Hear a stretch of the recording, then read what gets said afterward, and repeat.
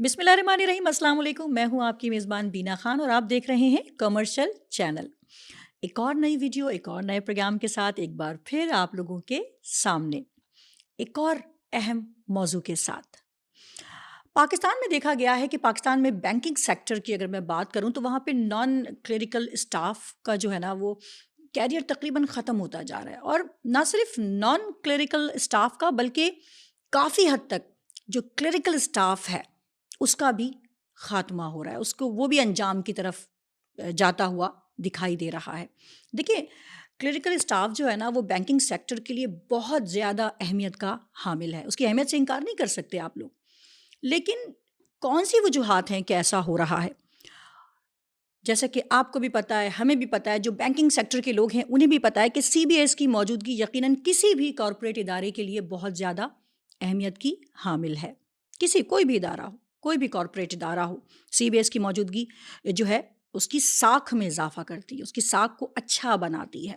اور نہ صرف ساکھ کو اچھا بناتی ہے بلکہ مینجمنٹ اور اسٹاف کے درمیان جو ریلیشن ہے اس کو بھی اسٹرانگ کرتی ہے, اس کو بھی مضبوط کرتی ہے.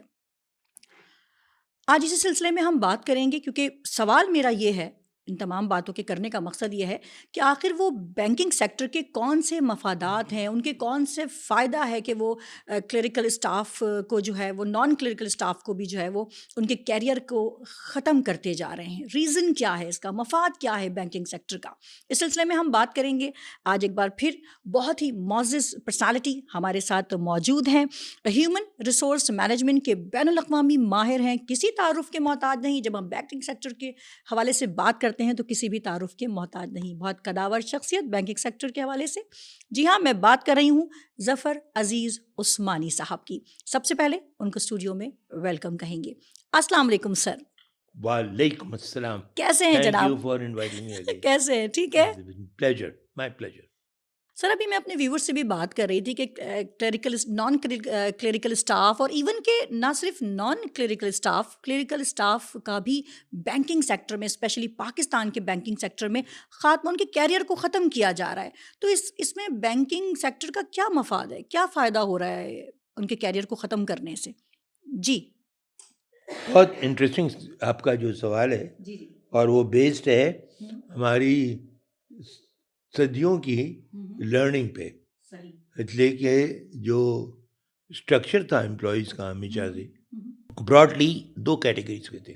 ٹھیک ہے. ایک وہ تھے جو اسٹریٹجک پلاننگ کام, یہ وہ سوچ کا, جہاں پہ انٹلیکچوئل کوگنیٹو اسکلس کا بہت زیادہ استعمال تھا.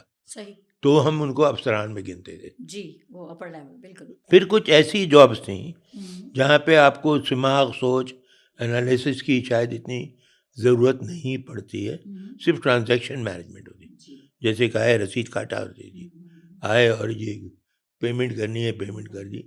اس میں لکھا ہوا ہے یہ چیک کر دو کاغذ, یہ اٹیچمنٹ ہے, تو اس کو آپ پے کر دیتے تھے. صحیح.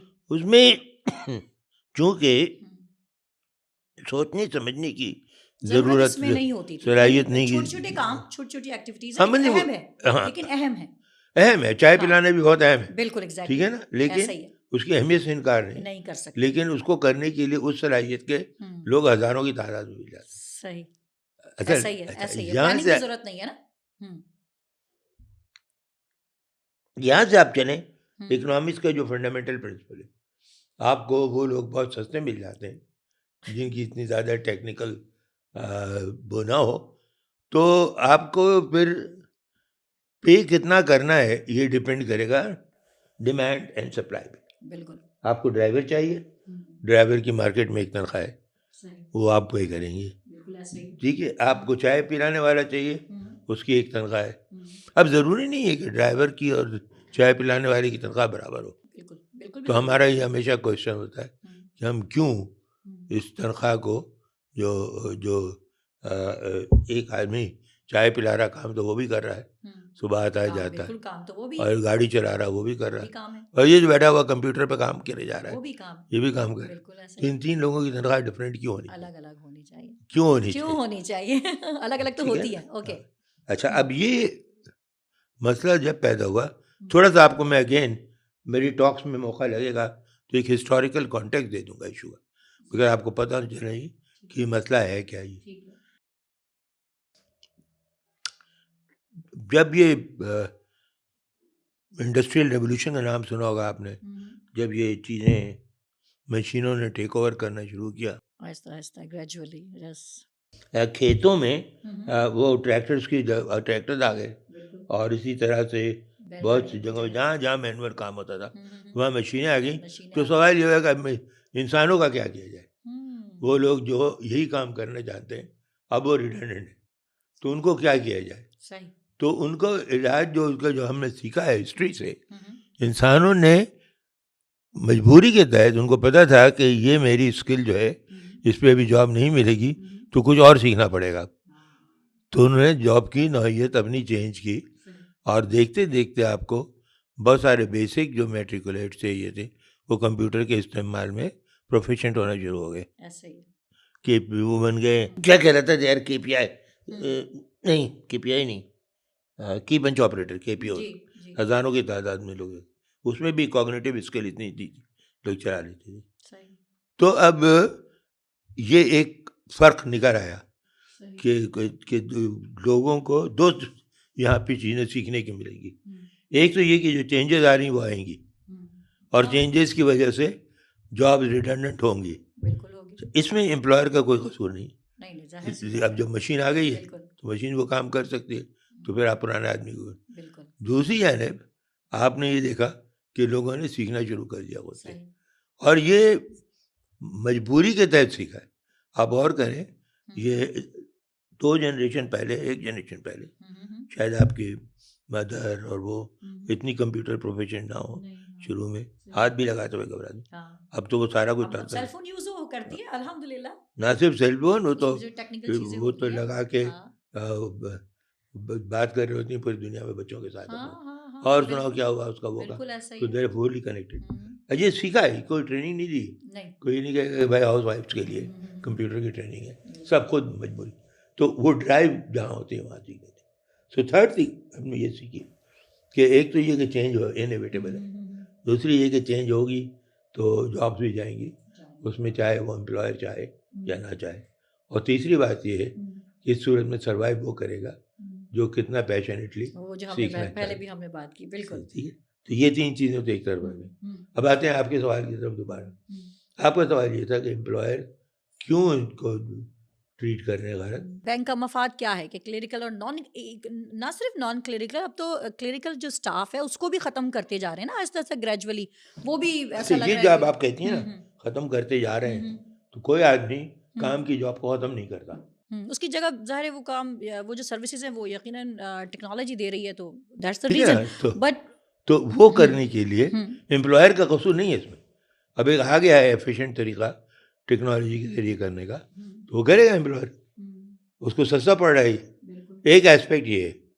دوسرا ایسپیکٹ ہے ہمارا ہسٹوریکل لیگیسی، جہاں پہ ہم نے انہیریٹ کیے ہیں ہزاروں کی تعداد میں کلریکل امپلائیز. جہاں ضرورت نہیں تھی وہ بھی ہمارا جو گورننس کا زمانہ تھا، گڈ گورننس کا، کہ ہاں سب کو اٹھایا، یار میرے 50 آدمی رکھ دو، میرے 100 آدمی رکھ دو، تھوک کے حساب سے بھر دیا. اچھا، اب آپ جب تک گورنمنٹ میں تھا وہ چل رہا تھا ایگزیکٹ، گورنمنٹ میں ابھی بھی چل رہا ہے.